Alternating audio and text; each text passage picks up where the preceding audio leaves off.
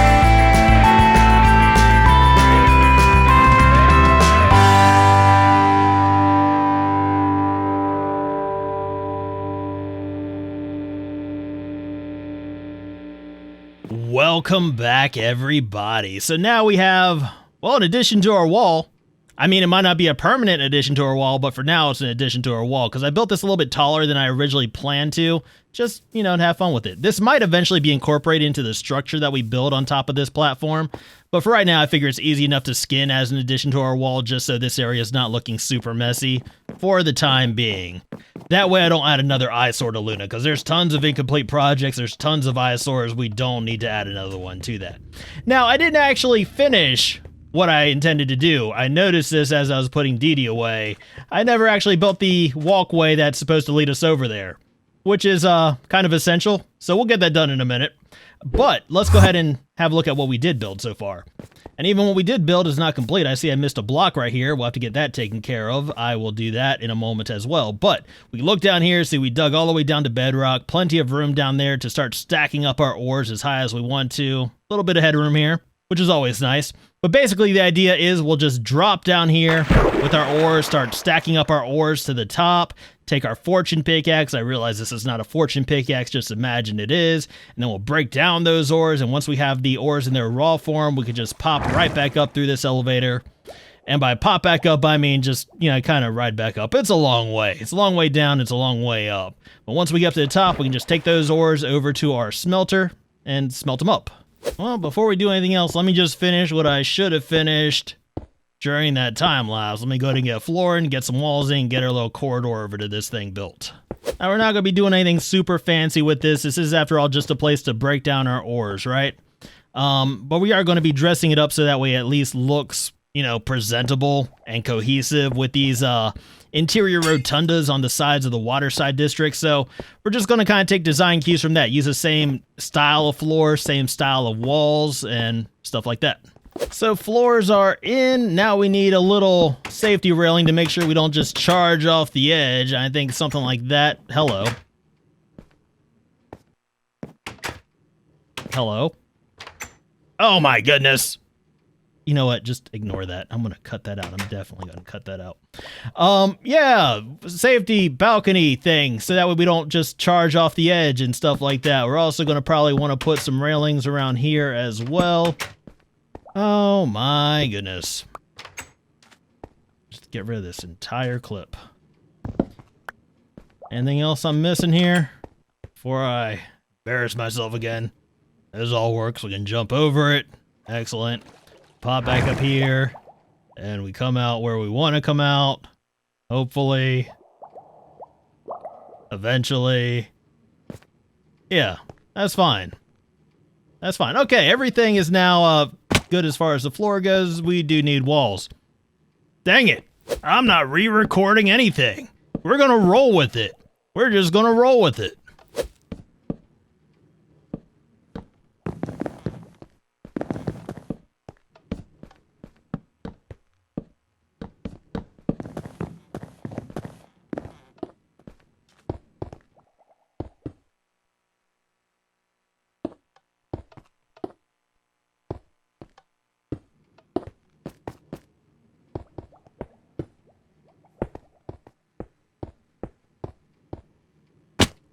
Alright, I think that should just about do it. The corridor is in place. We can go through here, and that leads us right over here. Everything looks fairly cohesive.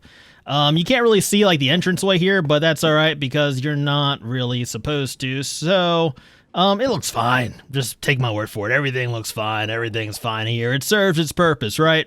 Everything here serves its purpose. Now, as we're building up this area, building up these walls, I was actually tempted to build up the walls around our smelter right here because I put in these backers so that way you couldn't see through the gaps in between the stairs and the walls, right? Because big holes don't inspire much confidence and structural stability. But I decided not to for now because we do still need to get the redstone in for our coal delivery system and stuff like that. And I do like to have access to all my redstone back here, and we do still have easy access to it. So until this is all complete, until the redstone is complete, we're going to kind of leave this as is for now. So let's go ahead and move on to something else. Let's move on to the original project I told you we were going to be working on in this episode, clearing out all this land beneath the sea here, getting rid of all these blocks, making room for, well, more water. Now, hopefully we won't have any incidents clearing out this section of the sea because, you know, the past couple times we've cleared out the sea, we've unearthed some corruption. But this area, I think, should be clear because the netherworm did not go this way as far as I know. So hopefully, you know, I won't get called into another meeting over at Wolfen's Labs. I mean, don't get me wrong. It's great seeing Wolfred every now and then, but, you know, it just does terrible things for the productivity here around Luna. And we got a lot of work that needs to be done, so much work that needs to be done. So I'm going to spend a pretty good amount of my remaining time this week clearing out this place. So at this point, well, once I get rid of this guy, we'll go ahead and call Dee Dee on over here, put on a little bit of music, and get to digging.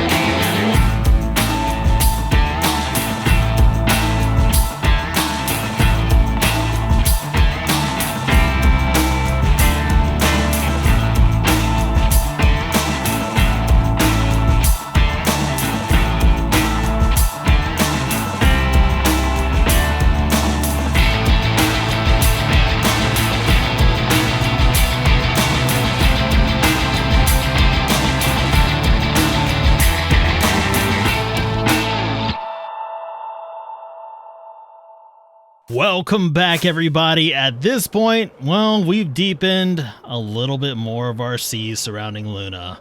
And I'm actually really happy with the progress we're making here. Like, it's big chunks of progress at a time, which is great. I mean, we still have a long way to go. I mean, these seas still need to be terraformed, aquascaped, and all that stuff. But that's going to wait till we get all the rest of these seas deepened, including this area over here between the area we carved out today and the enchantry. I'm hoping we might be able to get around to this fairly soon because I am still going to need more iron. This is still going to need to be done. And that'll be a huge chunk of our seas deepened, like one entire side of the city, which would be awesome.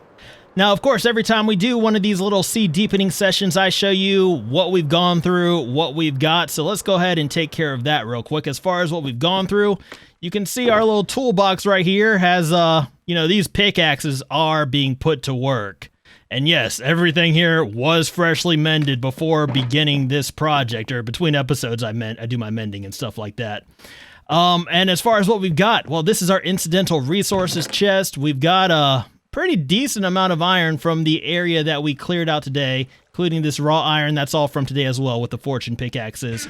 And then as far as other resources, aka junk goes, well, we've just continued adding to these masses of unorganized chests here, which should soon have a home.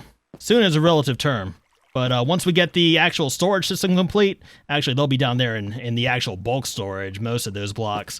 Once we have that done, oh man, my life is going to become so much easier, so much less cluttered. All right, now's the time we can go ahead and start checking our workflow, see if that ore breakdown station helps us out a little bit. So we do have a pretty decent amount of iron ore that needs to be broken down at this time. We also have some raw iron, which will need to be smelted up. And hopefully now we can do that all in one convenient location, right where we need it, right next to the big project that we're going to need all this iron for, the storage system, because we need this all to make hoppers, right? And crafting up these hoppers, it is tearing through my iron supply. We're probably going to also need to refuel these furnaces, these blast furnaces as well, but luckily enough, we have a place to break down our coal ores now, and we have plenty of coal ore that we can break down. So let's go ahead and do that. Let's go ahead and put this thing that we built right here to use. I have a little bit of time left for filming this episode, about an hour. So we're going to take that time to go ahead and break down some ores and just see how our workflow is. See if there's any improvements that need to be made to it. See how having everything in this one location kind of, streamlines things. Actually, you know what? This process would probably be a little bit easier if I actually got a fortune pickaxe. That might help us out a little bit. It is necessary. I know, Dee. You cannot break down ores using a silk touch pickaxe. Okay. Stop backseat gaming.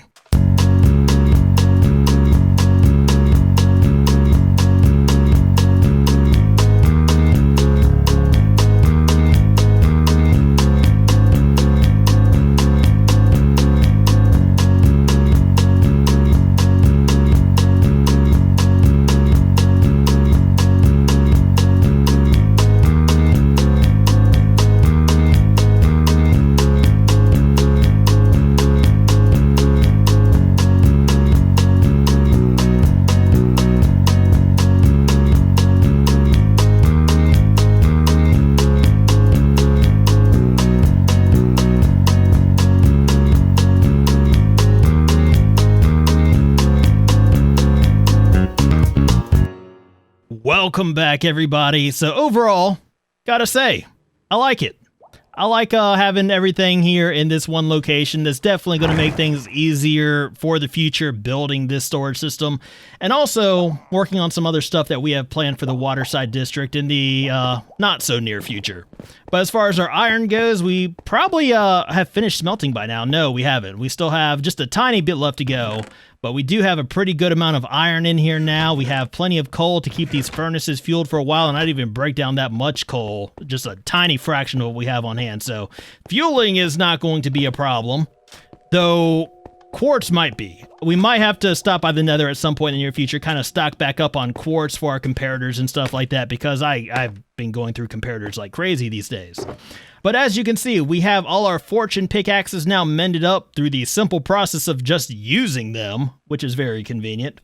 And we are looking pretty good as far as the future of this project goes. We are looking pretty good. And hopefully at some point in the not too distant future, we'll have a place to put all these blocks that we're getting from our other really big project, clearing out all this area surrounding Luna. And I just realized I didn't plant my kelp, which means all these water blocks down here are not source blocks, are they? No, they are not.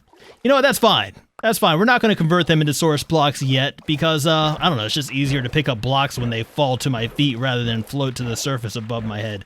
So, yeah, we're going to hold off on that for now.